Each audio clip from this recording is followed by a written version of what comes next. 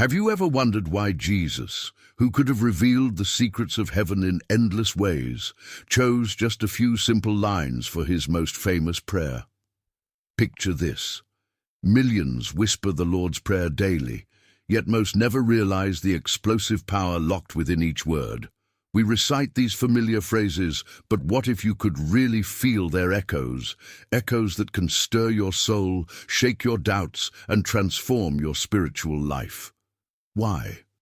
Did Christ craft these words as if casting keys into a locked door, daring us to open it? So many treat these lines as ritual, formulaic, almost lifeless. But beneath the surface lie divine mysteries, coded invitations, the blueprint for communion with God Himself. Few truly grasp what's hidden here. Layers of meaning capable of pulling darkness into light, healing wounds you don't even see. Today, you'll discover how every phrase in the Lord's Prayer is a living map, guiding you from fear to faith, from emptiness to a flood of divine presence. What you'll learn will reveal a secret rhythm meant to transform your everyday. Before you say another word, pause. Ask yourself, have you really unlocked the heart of this holy prayer, or have you simply repeated words? Get ready to see, know, to feel the power behind the world's most dangerous, liberating prayer. Stay with me. What you find will shift everything you thought you knew. Let's step back in time.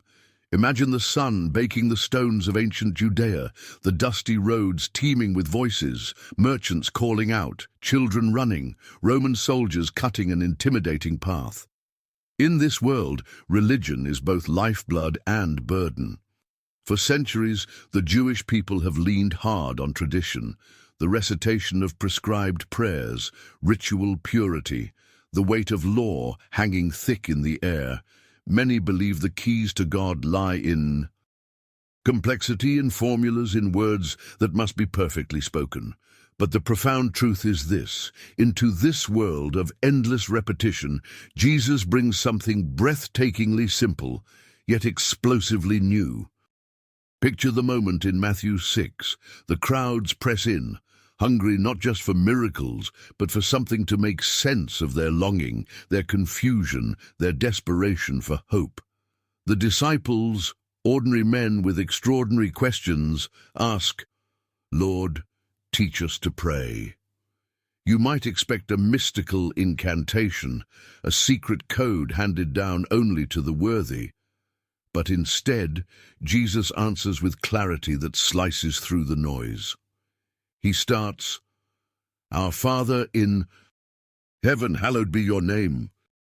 Doesn't your heart feel the weight? Our Father.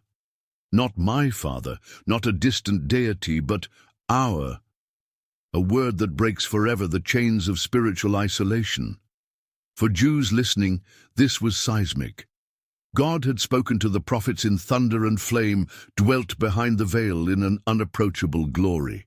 Now Jesus tells the masses, you are welcome to call him Abba, Father. Imagine their shock. Imagine how your own soul shifts when you realize the God of the universe invites such intimacy. But that's only the beginning. You might be wondering, why here? Why now in the Sermon on the Mount? Because at this crossroads, Jesus isn't just teaching prayer, he's unleashing a revolution. Every phrase is carefully chosen, every word a stone in a new foundation. Remember, at this time, prayers are often long-winded, performed for public recognition, part of a system where only the most learned seem close to God. Jesus disrupts this completely. He warns, when you pray, do not be like the hypocrites, for they love to pray standing in the synagogues and on the street corners to be seen by others. Do not keep on babbling like pagans, for they think they will be heard because of their many words. Matthew 6:5-7. Many believed that the more elaborate the prayer, the stronger the connection with heaven.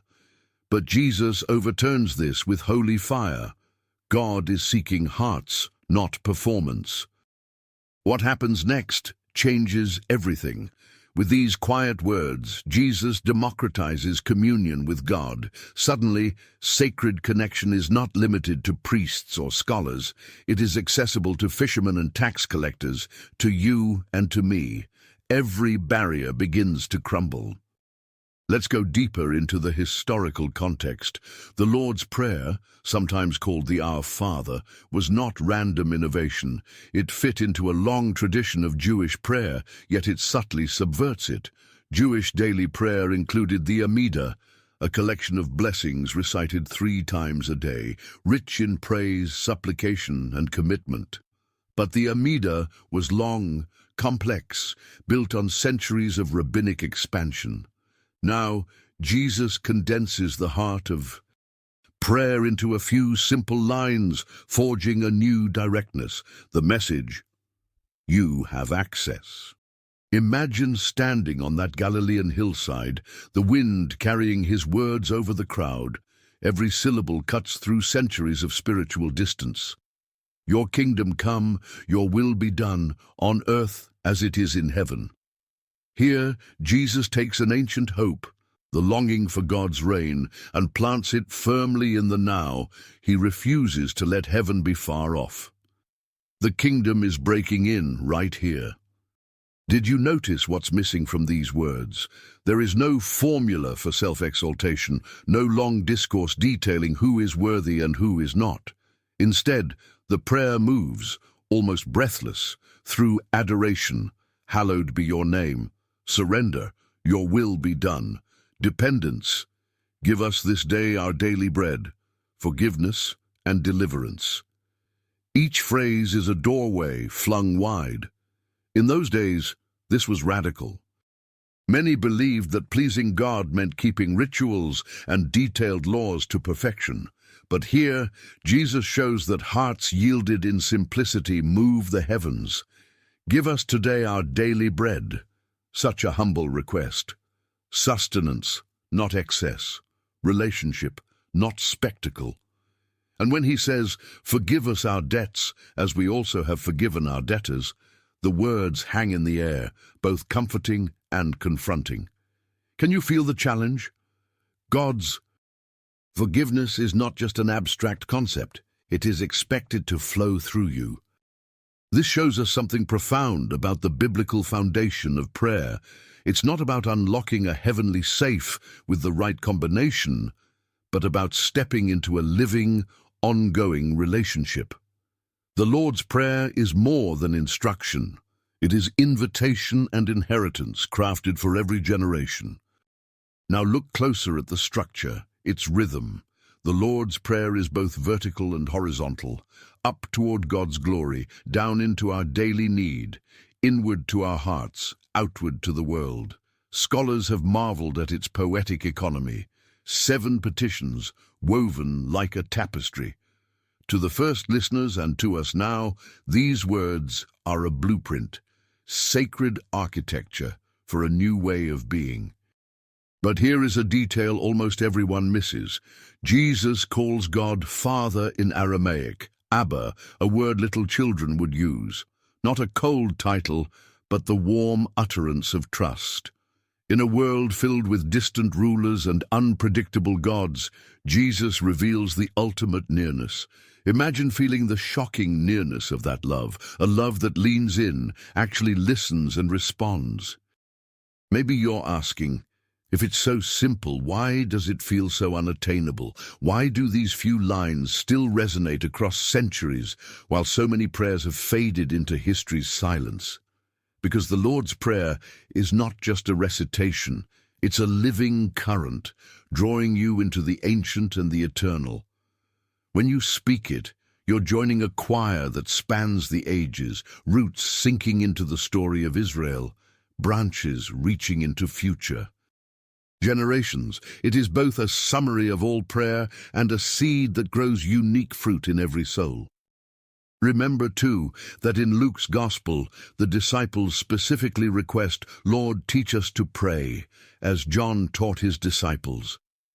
In that moment, Jesus doesn't give them a lecture. He gives them a gift, one that even their failures or doubts cannot break. His answer becomes the template for spiritual life, not just then, but now and for all time. And yet, even with all this history, all this foundational meaning, there is still so much more beneath the surface. What if every phrase is actually layered with spiritual power, coded secrets meant to awaken something dormant in your own heart? What if the Lord's Prayer is not just a lesson from the past, but a living key for today's broken world? This exploration is only the beginning. You've glimpsed the historical earthquake these words unleashed, the shattered expectations, the invitation to closeness, the leveling of every spiritual barrier. But this raises an even deeper question. What are the spiritual mysteries hidden within the lines themselves? What if the Lord's Prayer is more than you ever imagined, a guide not only for your words, but for the transformation of your very soul? Stay with me. In the next part, you'll uncover the breathtaking spiritual insights and theological depths hidden inside this holy prayer. What you discover may reshape the very way you approach God forever. The surface of the Lord's Prayer is like a calm sea, familiar, soothing, easy to recite. But what happens when you plunge beneath the repetition and discover the depths, the currents of spiritual power surging in every phrase? Imagine the thrill of finding hidden treasure where others see only empty ritual. Many believe the Lord's Prayer is simply a model or guideline, but the profound truth is that each line is a portal, a coded message from God's heart to yours, capable of transforming not just your prayers, but your entire being. Feel how your spirit stretches here. So often we approach God swaying between extremes, terrifying distance or careless familiarity. But in just 10 words, Jesus weaves together the entire story of Scripture. He is the God who walks in Eden's garden as a friend, and the God whose voice shakes Sinai's mountains to their core. To pray, Our Father in heaven, is to step into that holy tension, feeling the warmth of his embrace and the awe of his greatness at the same time. Have you noticed what this means? You're not called to escape this world, to resign yourself to its brokenness. Instead, you become an intercessor, even a co-creator. The prayer surges with expectation. God is not passive, nor are you. Your will be done. It's not a sigh of resignation, but a cry for alignment. Imagine the world quietly changing as disciples across centuries echo these words, inviting God's order into chaos, his healing into wounds, his justice into injustice. When you pray this phrase, you are standing at the threshold of new creation itself. You might be thinking, does God really care about my small daily worries? The answer is hidden in these very lines. God is not merely the architect of the cosmos, he is also the provider of your breakfast, the companion in your struggle, the sustainer when your hope wears thin. Every breath, every heartbeat, every crust of bread is a reminder you are seen, you are cared for, you are not forgotten, not for one moment. Many believe forgiveness is optional, that it's for spiritual elites. But the profound truth is, this line draws a circle around the heart of Christian spirituality. The closer you draw to God, the wider your compassion for others must spread. You cannot climb to heaven by stepping on the wounds of your enemies. No, you must drop your own bitter burdens, loosen your clenched fists, and release others as you yourself have been released. Here, heaven's logic flips the world's script. It's easy to recite, "Forgive us as we forgive," but infinitely harder to live it when betrayal or pain is fresh. Yet in this line is revolutionary healing, a way out of life's darkest prisons. Imagine feeling the rush of freedom as you let go of old grievances and sense the Father's forgiveness washing over you. When these words become not just a mantra, but a lived reality, you taste the first sweetness of God's kingdom come. This is not spiritual escapism, it is engagement at the heart of your deepest struggles. You might ask, can prayer really change what I face? Jesus' answer resounds, yes.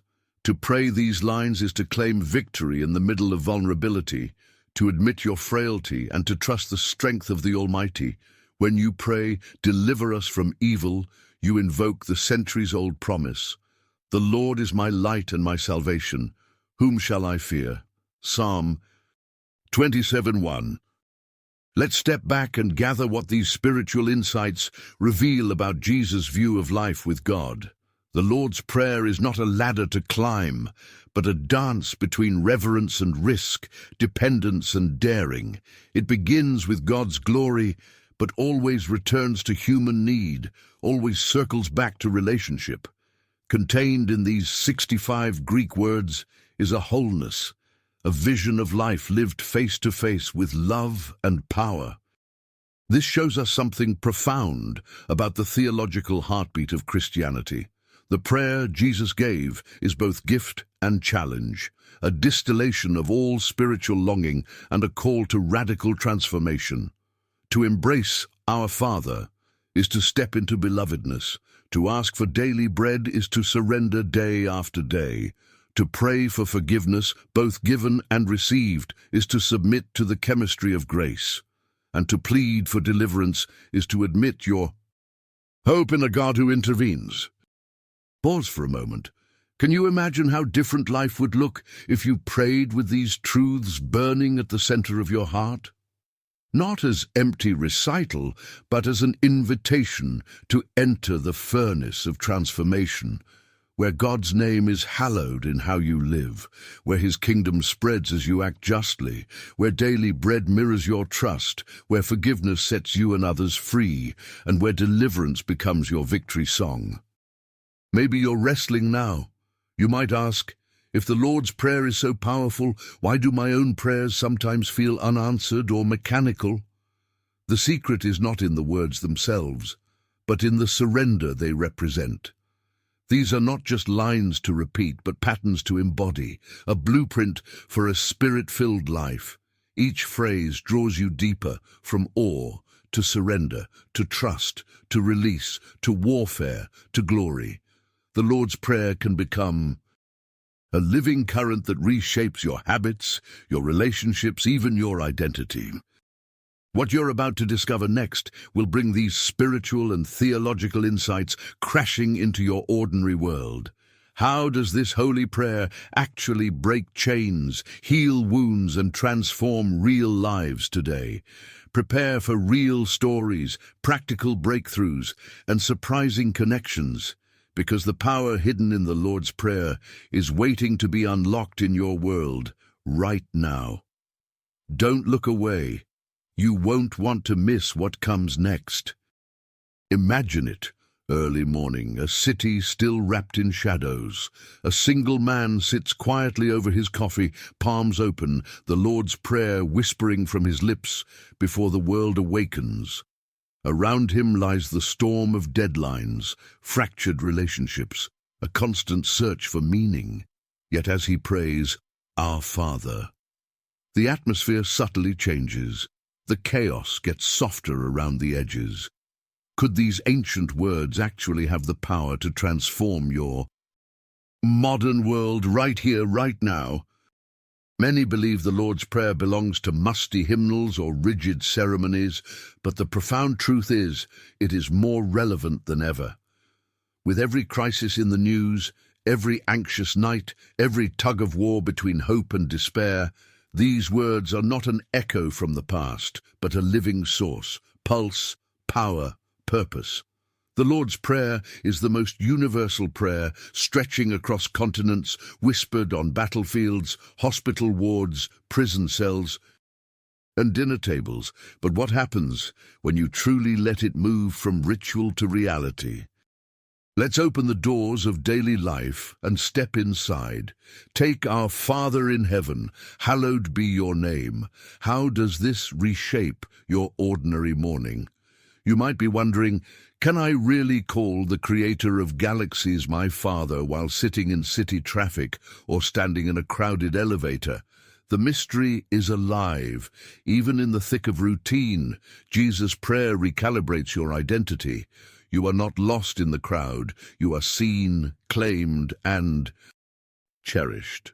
Abba is a word that cuts through busyness with belonging. Statisticians say loneliness is at epidemic levels. Yet millions recite Our Father each day, a phrase that, if believed, ends isolation in a moment. When a nurse in the hospital corridor mutters those words, or a child says them before sleep, invisible bonds form. Suddenly you are part of a vast family. The prayer becomes your bridge to every other heart that calls on God. Imagine feeling the weight of this truth, pulsing through your veins in your loneliest hour, reminding you are never truly alone. But modern life is filled with chaos and control. Plans, calendars, relentless striving. Here, Jesus' prayer slices through. Your kingdom come, your will be done, on earth as it is in heaven. In a world obsessed with self-promotion, these words are a shocking surrender. Real people wrestle here. A businesswoman facing an ethical gray area, a teenager discerning identity, a weary parent with dreams deferred. Your kingdom come is not passive. It's an act of courage. You relinquish your agenda and invite God's story to overwrite your own. Consider the story of Anna, a community organizer burnt out by injustice in her city. As she began praying the Lord's Prayer each morning, focusing on "Your will be done," new courage ignited. She noticed subtle opportunities. She began listening at meetings rather than striving to control outcomes. Her colleagues were drawn to her peace. Doors opened in unexpected places. The kingdom comes not in thunder, but through yielded hearts. One meeting, one act, one surrendered yes at a time. Now peer into what many consider the most earthly line. Give us today our daily bread. It's tempting to think this is obsolete. After all, the fridge is full, the store is just around the corner. But look deeper. How many wrestle with anxiety over provision, stability, the relentless grind of what if? This is the prayer for the single parent stretching every dollar, the student worrying about tuition, the executive drowning beneath the sea. Glitter of success and the fear of never enough. Consider Mac, who lost his job and with it his sense of control. As he repeated, "Give us this day our daily bread," something shifted. The prayer became less about food and more about trust. One day at a time, one bill at a time, the anxiety began to loosen its grip. An unexpected call led to part-time work. Neighbors brought groceries. Peace infiltrated, not because his circumstances instantly changed, but because he stepped each day into dependence, surrounded by the unseen provision of God. But the true revolution of the Lord's Prayer explodes in these words: "Forgive us our debts, as we also have forgiven our debtors." In a world obsessed with vengeance, where blame, outrage, and cycles of bitterness run wild, Jesus plants a bomb. Surveys reveal 62% of people struggle to forgive at least one person, and many never taste true freedom. Yet real-life miracles happen here, quietly. Imagine Maria, estranged from her sister for a decade over an old betrayal. As she began to truly pray these words, slowly, through tears, her heart softened. One trembling phone call led to coffee, then cautious conversation, then slow reconciliation. The debts weren't simply erased, they were surrendered to the grace that flows from heaven. The Lord's Prayer doesn't erase pain, but transforms it by unleashing the healing economy of forgiveness, one relationship at a time. Or think bigger. In post-conflict Rwanda, survivors and perpetrators of unspeakable violence have gathered, recited these words together, and, against all logic, chosen forgiveness over revenge. The transformation is more than psychological, it is spiritual. Forgive us as we forgive. It is the alchemy that turns communal poison into possibility. Yet in modern life, temptation is everywhere. Distraction, addiction, digital shadows swirling in every pocket. And lead us not into temptation, but deliver us from evil. Listen. This is the line prayed in boardrooms before a risky decision, in bedrooms before temptation becomes betrayal, on the lips of the recovering addict in the lonely hours before dawn. Each time these words are spoken, a battle is fought.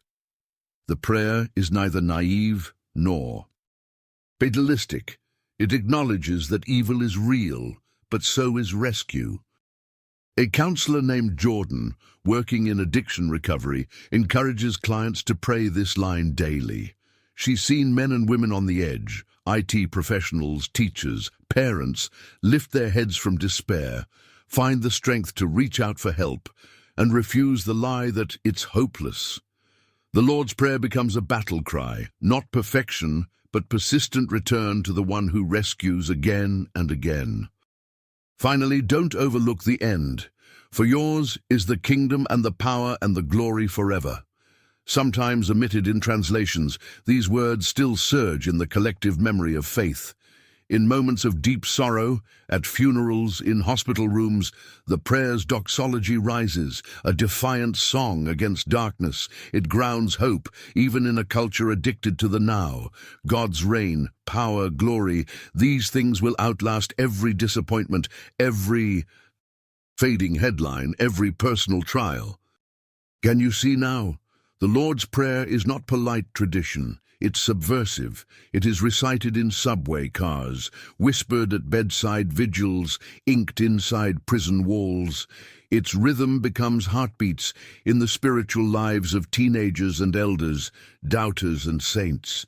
It shapes communities desperate for healing, drives advocates for justice, sustains victims of unimaginable loss, and draws divided hearts into unity. But maybe you're still skeptical. You might ask, can such a short prayer really touch every corner of modern life? The evidence, scattered across continents, centuries, and stories, is overwhelming.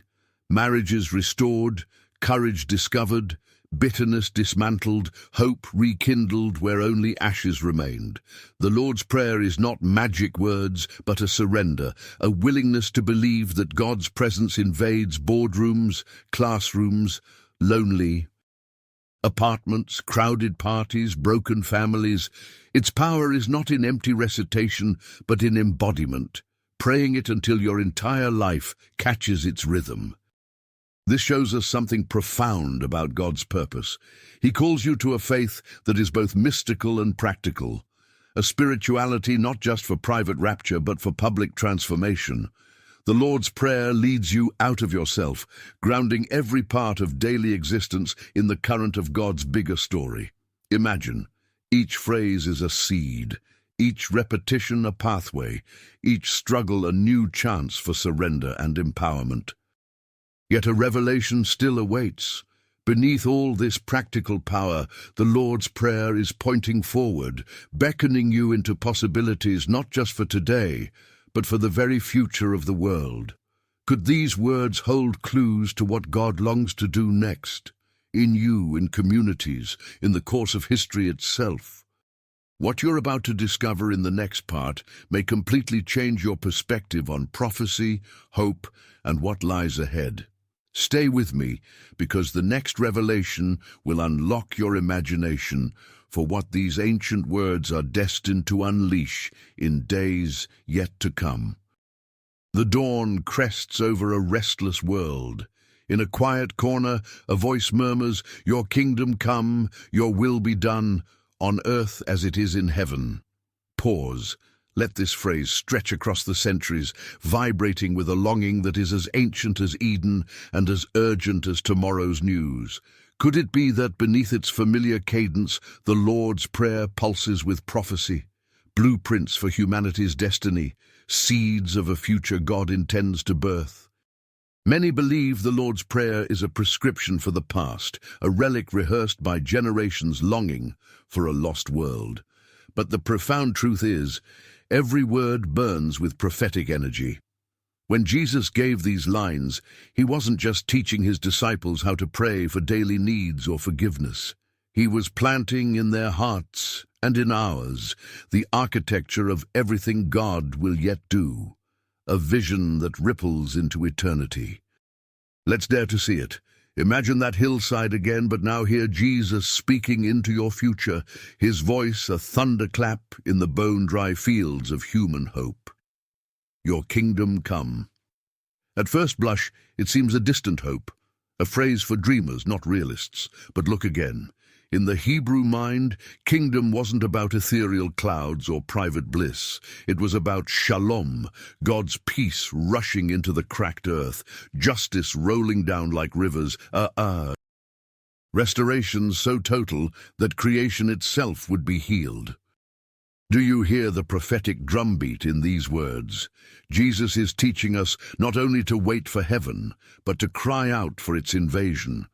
Prophets before him saw it coming. For the earth will be filled with the knowledge of the glory of the Lord as the waters cover the sea. Habakkuk 2:14.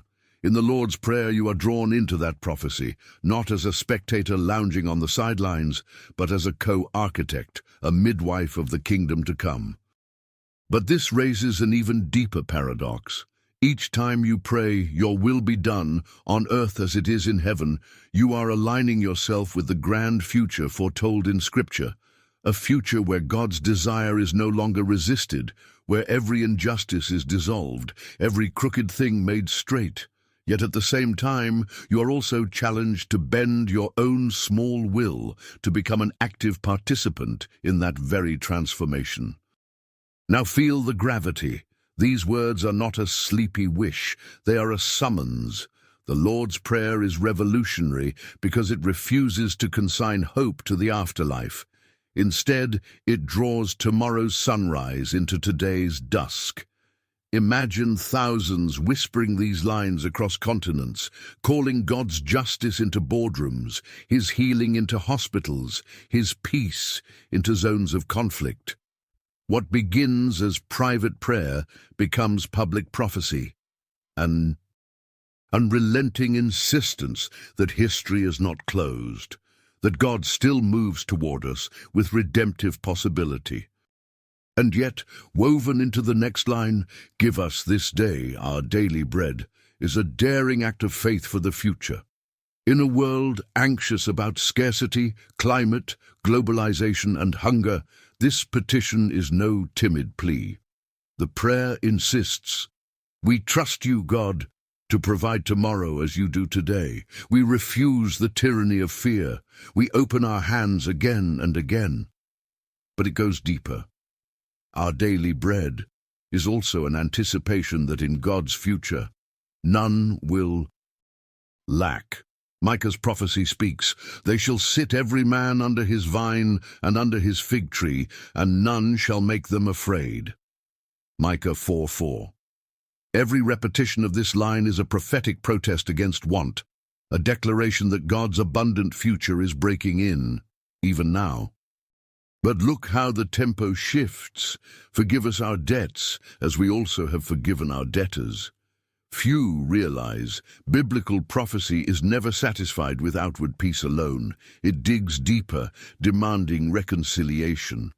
Isaiah dreamed of swords beaten into plowshares, but Jesus goes further. His prayer calls down a time when grudges will evaporate, when old wounds are finally and fully healed.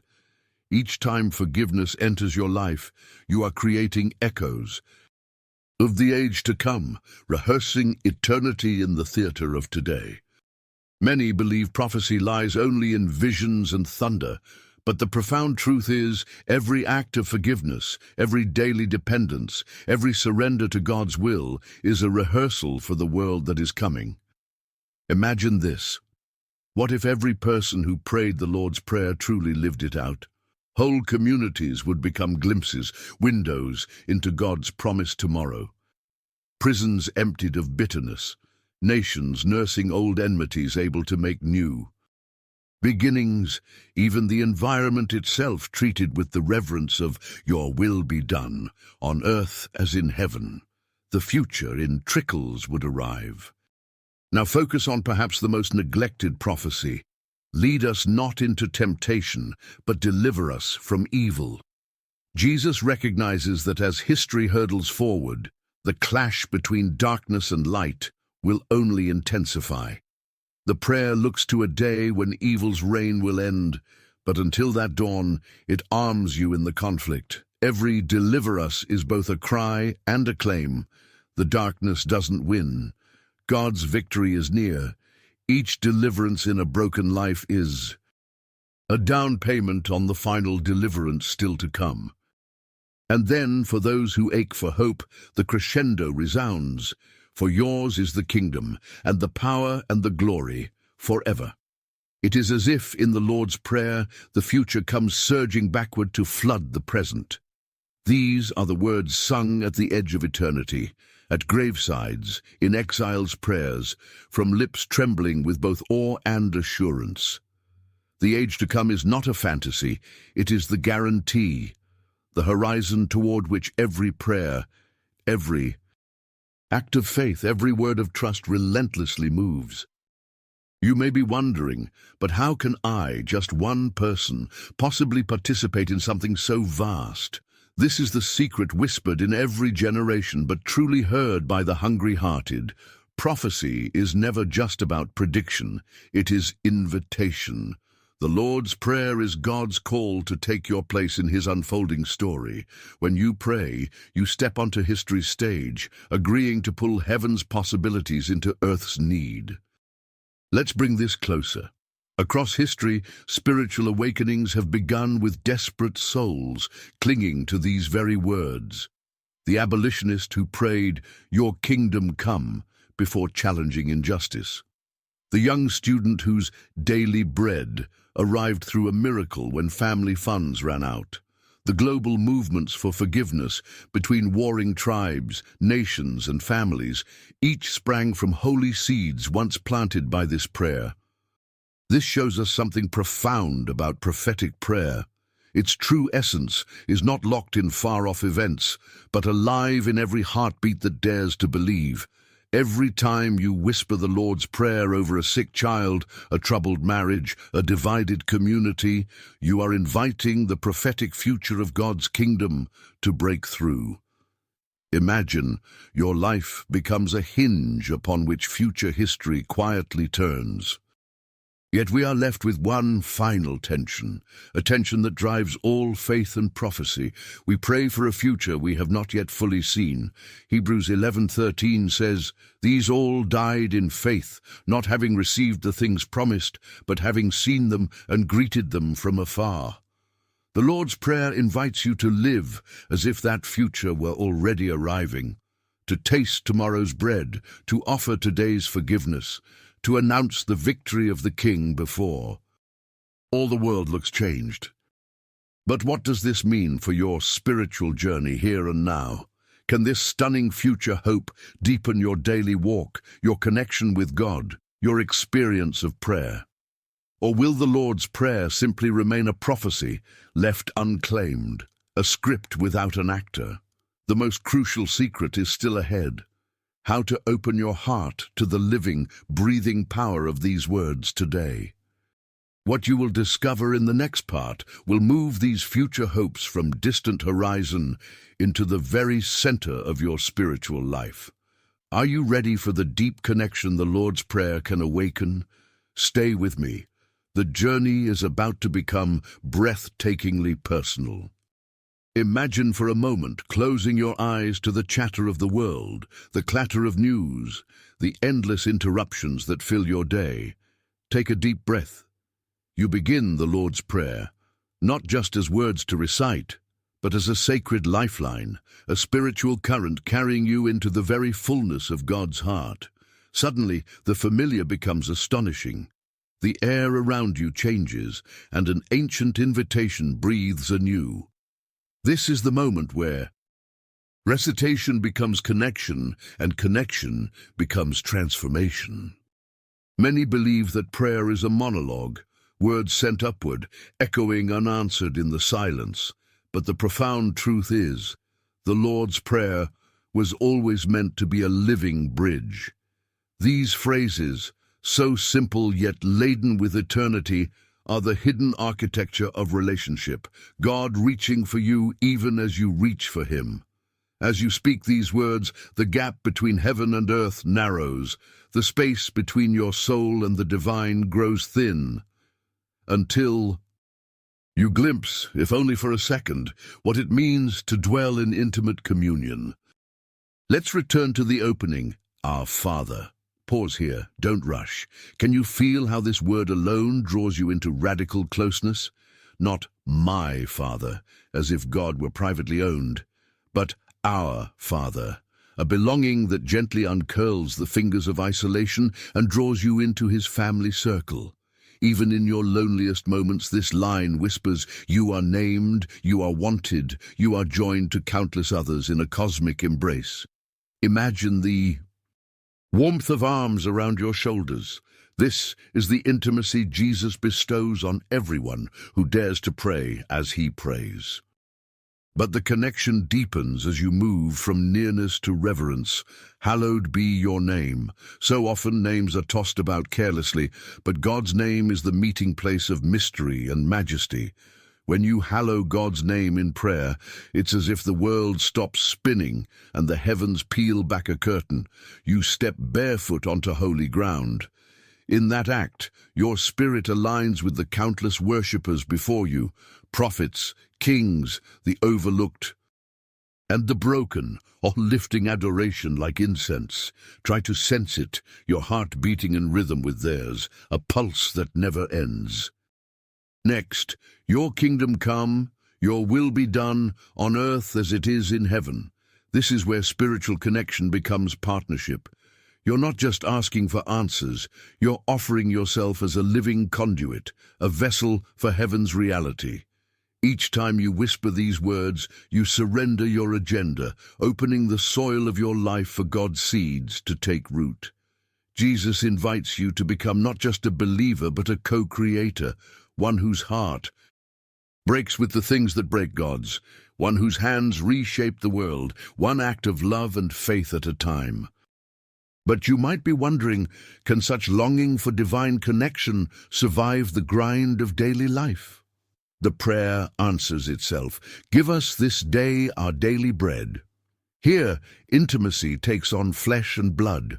Suddenly, your deepest needs are not beneath God's notice. They are, in fact, the doorway to communion. Each time you bring your hunger, your longing, your vulnerability, God draws closer, not further. There is no disconnection too deep that cannot be bridged by a heart willing to trust just for today. The sensation is unmistakable, a gentle weight lifted, a secret reassurance that you are sustained, cherished, fed again and again. Then comes the most mysterious connection of all, forgiveness. Forgive us our debts as we also have forgiven our debtors. Here, you are drawn into the divine dance, the echoing rhythm of grace. Many think forgiveness is a solitary endeavor, but here it is revealed as a web, binding your heart to others and to God. The forgiveness you receive and the forgiveness you give form a living circuit, a loop of mercy electrified by God's Spirit. To forgive is to participate in God's very heart, to know him not just as judge, but as healer, as redeemer, as the one who lets nothing separate, not sin nor shame nor regret. Imagine feeling these chains snap, your soul expanding, light rushing in. Once more, the prayer knits you to God not with platitudes, but with vulnerability. Lead us not into temptation, but deliver us from evil. This is the bond of trust. Though temptation swirls, though evil crouches at every corner, you are not abandoned to face it alone. Every plea for deliverance is answered by presence, a hand in the darkness, a shield in the storm. To pray, this is to draw a circle of protection around your life, to name your helplessness and discover divine strength rushing forth. Connection here is not abstract, it is the palpable nearness of the defender himself. Now step back and trace the flow.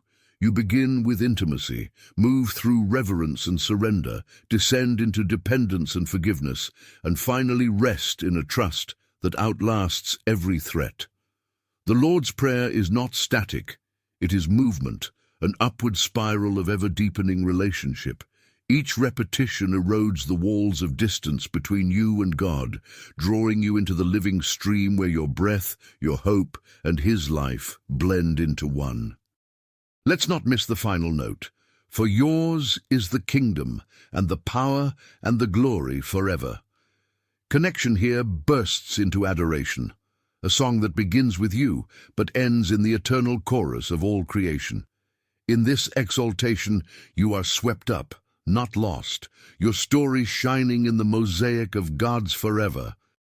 But connection runs even deeper. Have you noticed? The Lord's Prayer is not just you and God, it is always us. Feel the implication. Every time you pray, you are woven into the worldwide tapestry of faith. Right now, in remote monasteries, crowded cities, hidden church houses, and solitary bedrooms, saints and seekers echo these words. You stand shoulder to shoulder with believers from every culture, age, and background. Spiritual connection is not a solo journey. It is the pulse of a people. The Lord's Prayer draws you together into one body, each heartbeat echoing the same longing for God's presence, power, and peace. This shared spiritual fabric transforms loneliness into belonging, fragmentation into unity. It is here that community begins, not with programs or slogans, but with a common turning towards God, a collective surrender that binds hearts in supernatural fellowship. The practical power of this hour, this communal yearning, cannot be overstated. It is the force that calls divided souls to reconciliation, estranged families to restoration, shattered societies to the hope of healing. You might be asking, can this ancient prayer truly deepen my spiritual life, move beyond words into experience? The answer is found not in explanation, but immersion. Try it.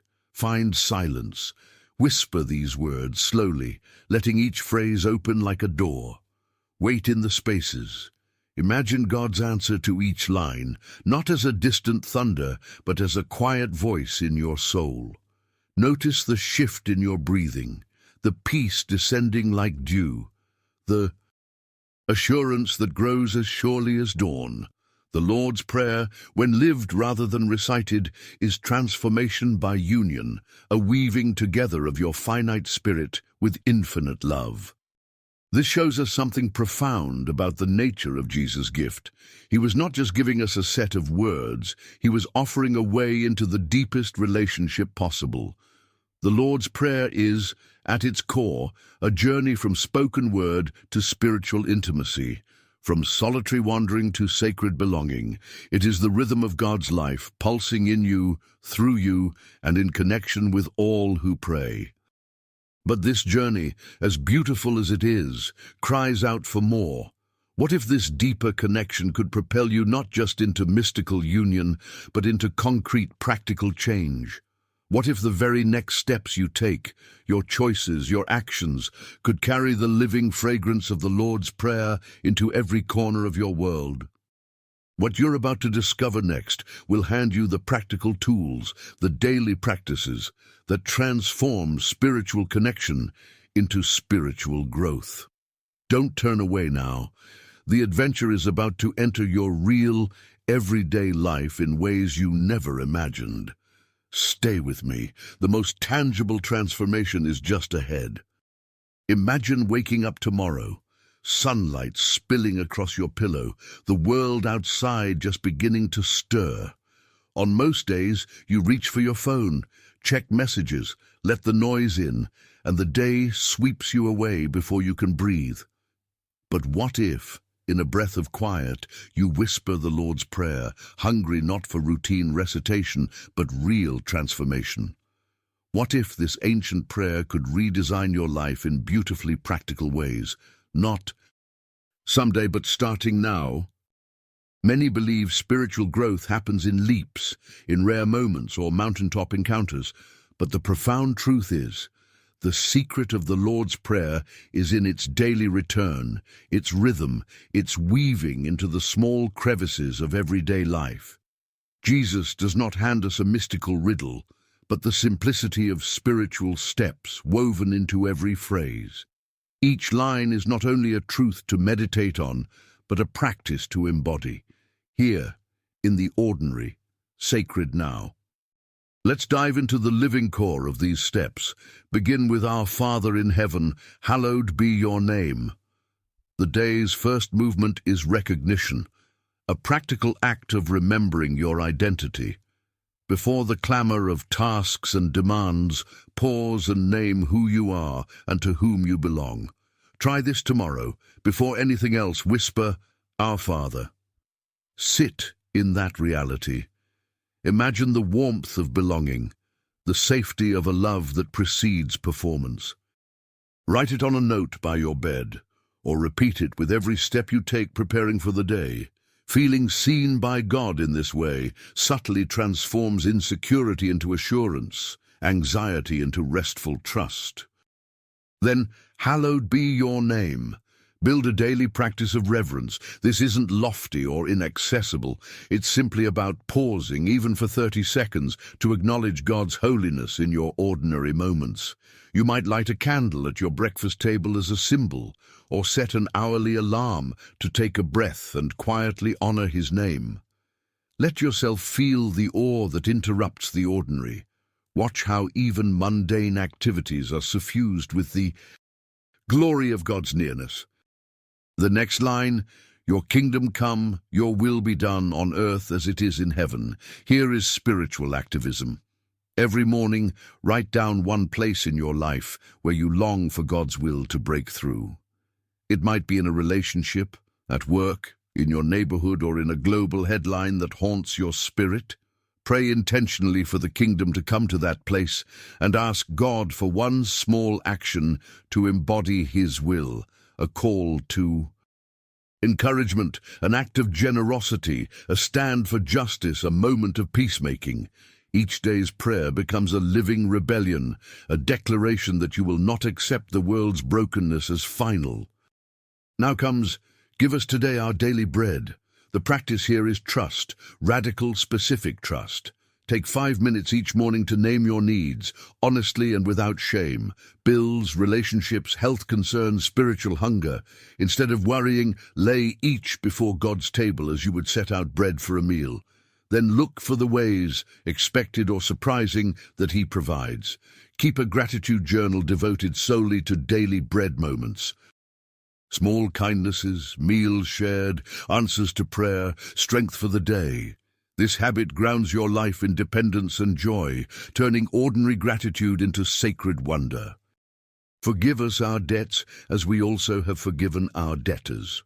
Here is the most challenging but most freeing step. Practice daily confession and forgiveness. Each evening, as the day winds down, review. Where did you fall short? Name it. No hiding, no self-condemnation. Receive God's forgiveness afresh. But don't stop there. Whom do you need to release? Before sleep, whisper their names. Ask God for the grace to let go, to uproot bitterness and plant seeds of mercy. If possible, send an apology text, release a grudge, write a letter you may never send. Every act of forgiveness loosens a knot in your soul and makes room for God's peace to flow. Lead us not into temptation, but deliver us from evil. The practical step here is awareness and surrender. Temptation needs light to lose its power. So start each day with honesty about your weaknesses, your triggers. Share them with a spiritual friend or mentor, someone who can stand with you. Create boundaries, a decision to avoid certain sights, situations, or conversations, regular check-ins and prayers for deliverance. But don't let these remain negative only. Fill the vacuum with goodness, replace old patterns with new practices, scripture memory, walks in beauty, time with encouraging company. Each surrender is a spiritual resistance, an act of bravery in daily battle. Finally, end your day as the Lord's Prayer ends with praise, for yours is the kingdom, and the power, and the glory forever. No matter what the day has held, close it with worship. Perhaps you'll sing or simply speak your awe aloud. Reflect on the day and name where you sensed God's presence, His reign, His unseen interventions. This habit will shape the contours of your heart, training you to see God not just on mountaintops, but in every valley, every mundane corridor of life. You might be thinking, can these simple habits really lead to spiritual transformation? Isn't growth more mysterious, more elusive? The answer is in the doing. These practices, knit to the rhythm of the Lord's Prayer, are no magic incantations. They are the daily scaffolding of faith. Worn into your soul through repetition and intentionality, they dig wells of resilience, peace, and power.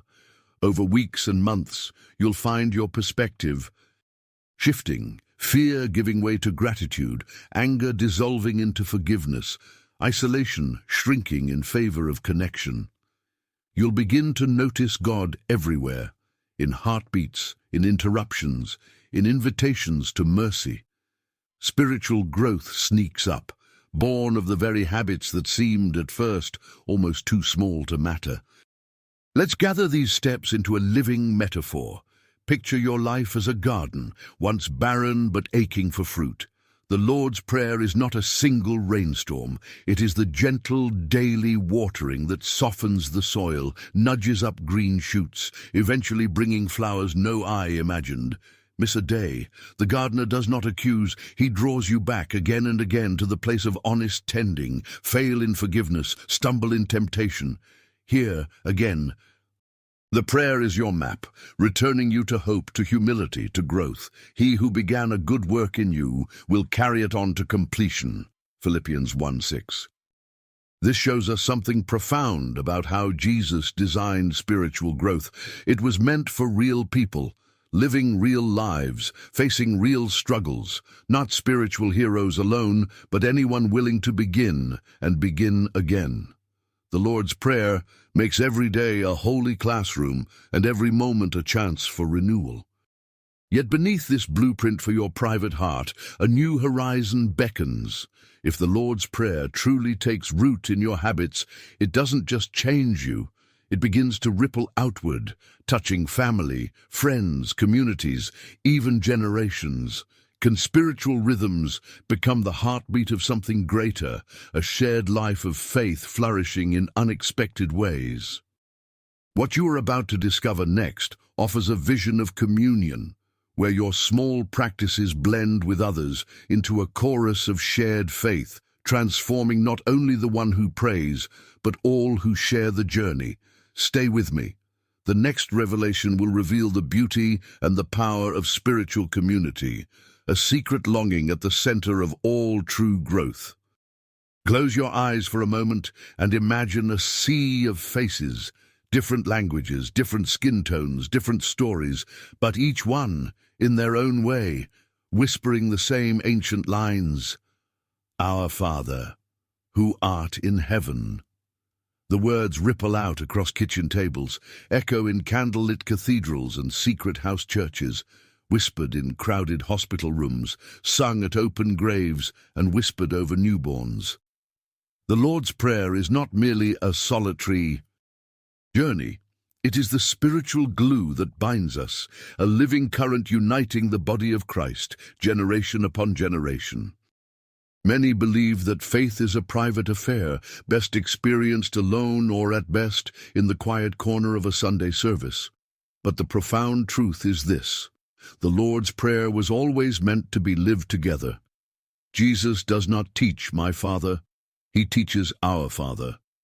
He chooses a word that cracks the shell of isolation, invites every soul, rich and poor, old and young, stranger and friend, into a shared home. In a world fractured by suspicion and individualism, this is nothing less than revolutionary. Think of the earliest days of the church, small bands of believers gathering behind locked doors, Roman streets throbbing with persecution, hope flickering in the eyes of those who barely believed they could change the world. Yet what was it that shaped them, drew them together, made them fearless and generous and unstoppable? Again and again they prayed as one, using these words as rhythm and anchor. Our Father. The lines to heaven became lines to one another, ropes tying their trembling souls into a single tapestry. Science now confirms what Jesus knew from the beginning. True transformation rarely happens in isolation. Neurologists speak of mirror neurons, how the presence and encouragement of others shapes our very brains. Psychologists call us herd creatures, wired for imitation, empathy, belonging. But long before laboratories and textbooks, God encoded this truth into the bones of spiritual life. Where 2 or 3 are gathered in my name, there am I among them. Matthew 18:20. Every Our Father prayed together becomes a meeting point, a holy intersection for God's presence. Let's make it real. Picture a community torn apart by political rivalry or old wounds. Now picture a few brave souls, rivals, skeptics, former adversaries, willing to come together, to clasp hands and lift these same words, "Thy kingdom come, thy will be done." In that moment, the impossible happens. They move not as enemies, but as children of the same Father, voices rising above conflict, asking for something bigger than themselves. Not victory, but renewal. Not revenge, but restoration. Such shared prayers seed forgiveness, melt suspicion, and reweave the very fabric of trust. Consider the small group. 7 friends circled in a living room, laughter echoing between heartfelt confessions and tears. Month after month, they gather, anchor their confession and intercession in the Lord's Prayer, each phrase anchoring them deeper in God and in each other. One loses a job, another faces devastating illness. Yet as they pray, "Give us this day our daily bread," not mine, but ours, they experience provision through one another. Groceries delivered anonymously, bills paid quietly, presents offered faithfully. In the rhythm of us, needs are met, burdens lifted, joy multiplied. Look wider. Across nations scarred by division and war, the Lord's Prayer has become a bridge for the unbridgeable. In South Africa's Truth and Reconciliation hearings, in truth, circles after civil wars, divided peoples have begun by praying together. "Forgive us our sins as we forgive those who sin against us." The words sting, then soothe. The impossible becomes conceivable. Ancient hatreds give way, at least for a moment, to the possibility of something new. Our becomes an invitation to reconciliation, where human wisdom could only see an abyss.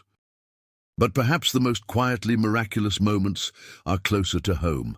A parent kneeling beside a child at bedtime, hands tiny and secure in calloused ones, breathing the prayer out together. Or the exhausted nurse and frightened patient in a darkened hospital ward, clinging to "deliver us from evil" when medicine is not enough. Or a funeral crowd united in "Yours is the kingdom and the power and the glory," comforted by the knowledge that death is not the end and none are alone. Maybe you're wondering, does my prayer really matter within the great chorus? The miracle is, every prayer counts. Your whisper strengthens another's weary cry. Their faith fills the emptiness in yours. Each line spoken aloud in community is a pulse in a living body, one heartbeat joined to thousands. The Lord's Prayer, repeated by scattered voices, becomes a song that rises and falls but never dies out, a vast harmony singing hope into darkness. This shows us something profound about God's genius and Christ's intention. To pray Our Father is to risk letting others into your story, to refuse spiritual orphanhood, and to take up the vocation of caring, forgiving, and restoring alongside others. The prayer shapes us into a people. We learn patience when we bear with those whose needs are not our own, generosity when we answer another's petition for daily bread, humility when we recognize our shared weakness, and awe when we worship the same King. Do you feel it? The Lord's Prayer is not just a sacred script, but a rehearsal for eternity's fellowship, a feast where no one eats alone, where joy and sorrow, laughter and healing are shared.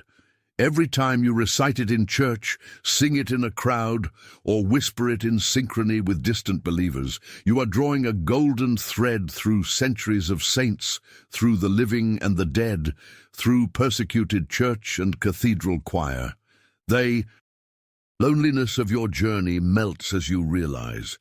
This is the communion of saints, the true body of Christ made visible. But here the mystery deepens.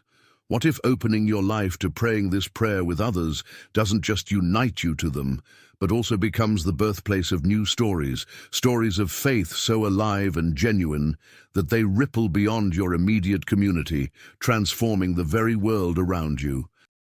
What you're about to experience next is not a theory, but a living testimony, real stories of transformation, reflection, and the power of the Lord's Prayer in ordinary, extraordinary lives.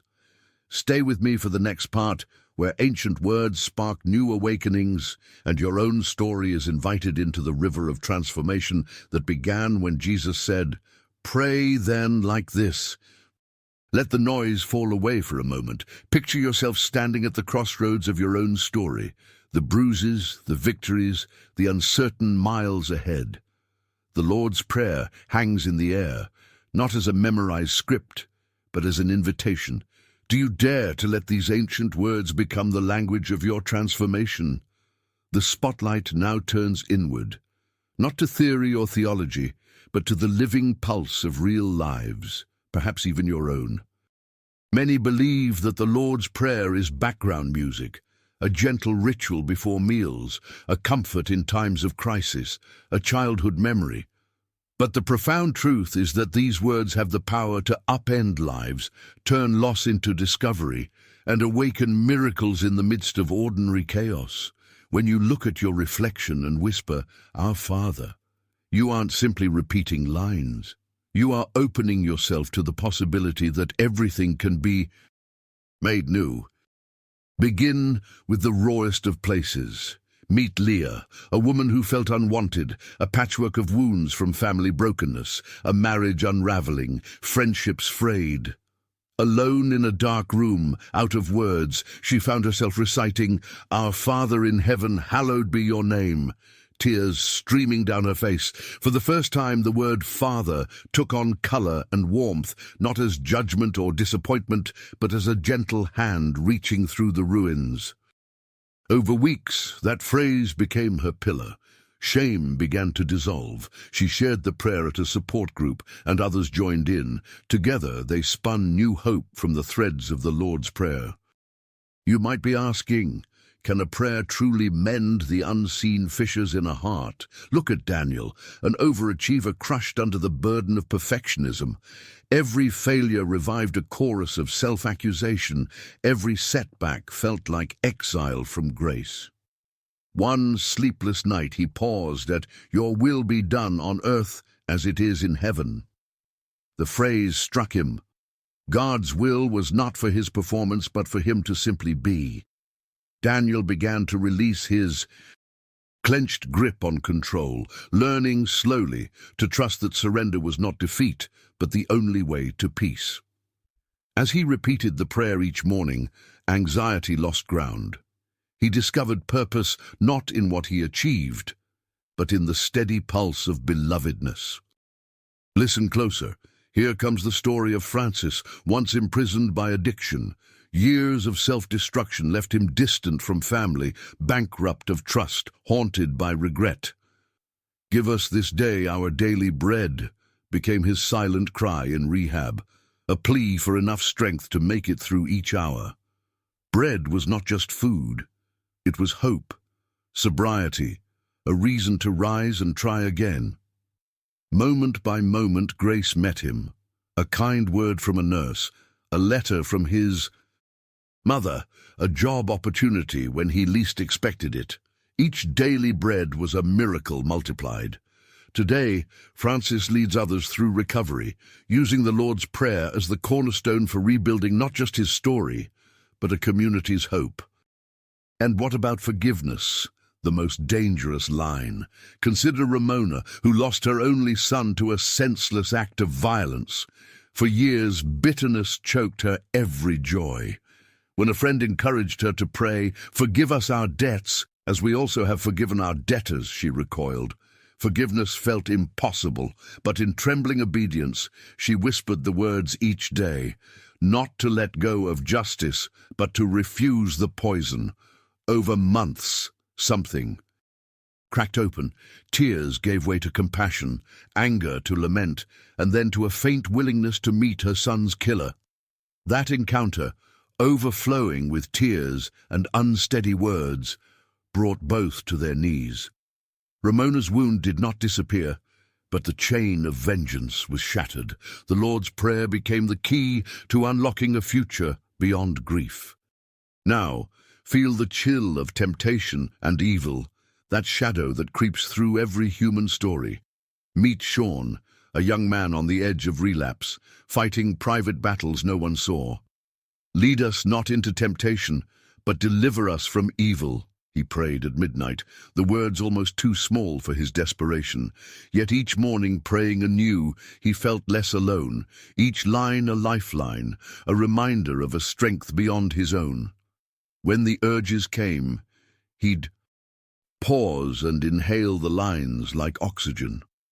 One day, he was surprised by joy, a sense that deliverance was not a distant miracle, but a series of choices made in God's company, one at a time. The darkness grew less suffocating, the future less threatening. Perhaps all these stories sound extraordinary, but what if you knew that the true dynamite in the Lord's Prayer is found in 1,000 unsung stories too? The weary mother at her kitchen sink, praying for patience. The lonely student, reciting the prayer as a shield against despair. The elderly saint in a nursing home, letting these lines cradle their final days. Every line taken to heart is a strand in a tapestry of transformation, equally sacred. This shows us something profound about spiritual reality. The Lord's Prayer is not a distant relic, but a live wire running through the soul of anyone daring enough to make it their own. Each phrase is a doorway to healing, to surrender, to daily faith, to costly forgiveness, to power over darkness, to a horizon of hope. These are not mere words. They become, through the grit of actual lives, the hinge on which shattered hearts swing open to God's healing presence. But perhaps the deepest invitation is yet to come. Listen to your own life for a moment, its seasons of plenty, its stretches of want, the wounds welcomed and those hidden, memories of light and caverns of midnight. Can you imagine praying the Lord's Prayer, not just as an echo of the past, but as the storyline into which you step anew each day?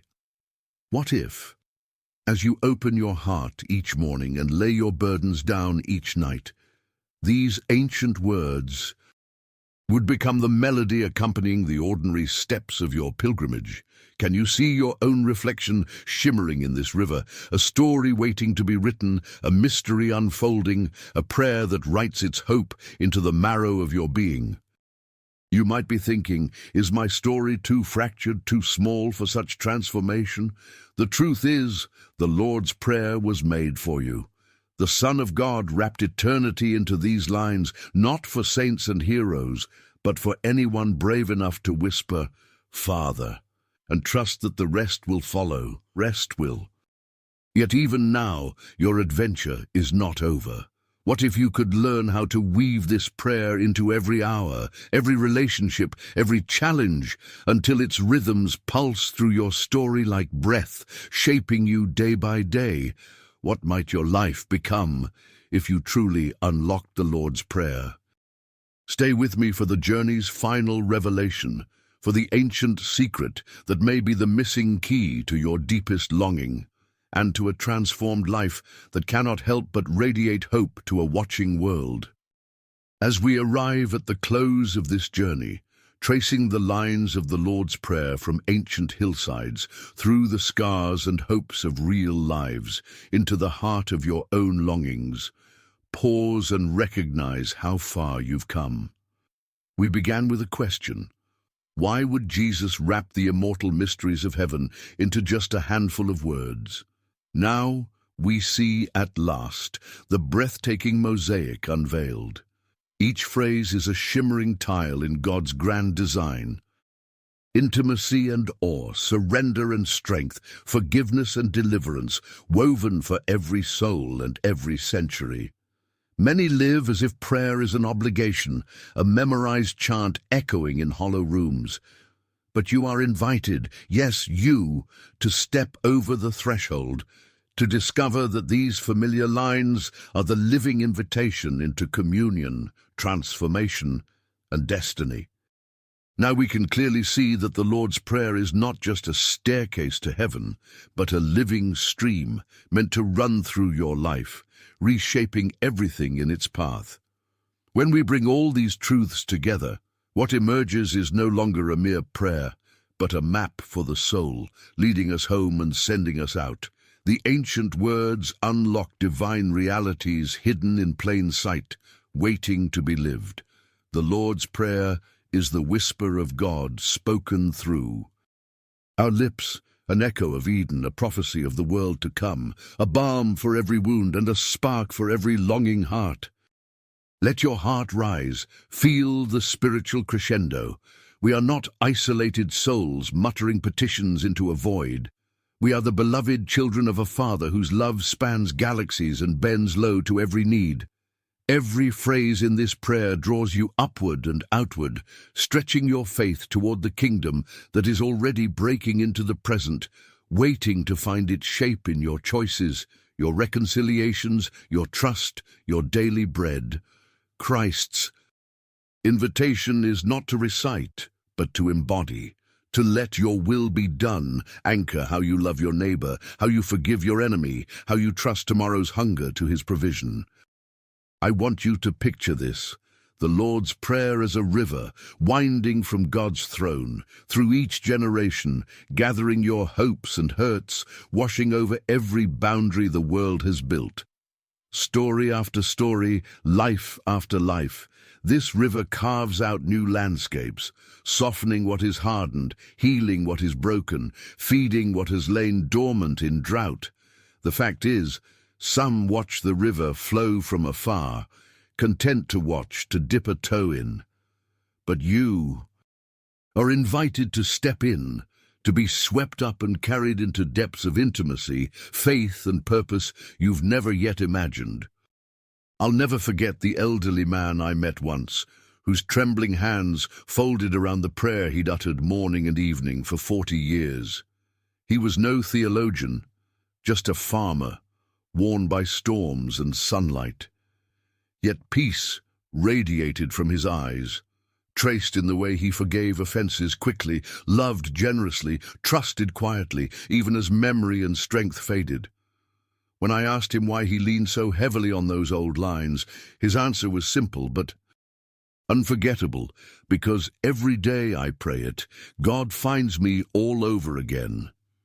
That's the invitation. Let God find you, not just once, but day after day, in the rhythms of surrender and hope graced by the Lord's Prayer. So now, as knowledge gives way to possibility, the journey turns here. Will you let this prayer rise from ritual to revolution in your heart? Will you move beyond words to allow its power to reframe your story, your relationships, your future? Imagine how your life would change if you began each morning with these words breathed fresh, feeling loved before you performed, surrendering control before anxiety set in, offering forgiveness before bitterness could build, seeing every need met in real time, trusting that your battles are already met with God's deliverance. This is not a distant promise for spiritual heroes. It's God's moment for you, right here, right now.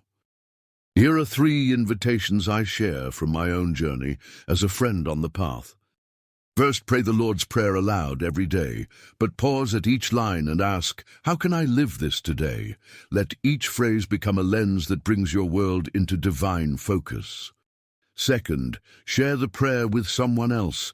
Gather a friend, a family member, or a weary stranger and speak it together. Let the shared words grow roots of unity and hope where there was distance. Third, notice what story God writes in you. Keep a journal, however simple. Write where you've seen daily bread provided, where forgiveness began to flow, where you faced a temptation and found deliverance you did not expect. Over time, read those stories back. The Lord's Prayer will come alive with power, and your hope will multiply. And don't walk this journey alone. Comment below and share a moment when the Lord's Prayer became real for you. Was it in a hospital room, at a family dinner, in the quiet dread before a hard day, or a joyful hour of gratitude? How has God shown himself as Father, Provider, Redeemer, Deliverer through these lines in your real life?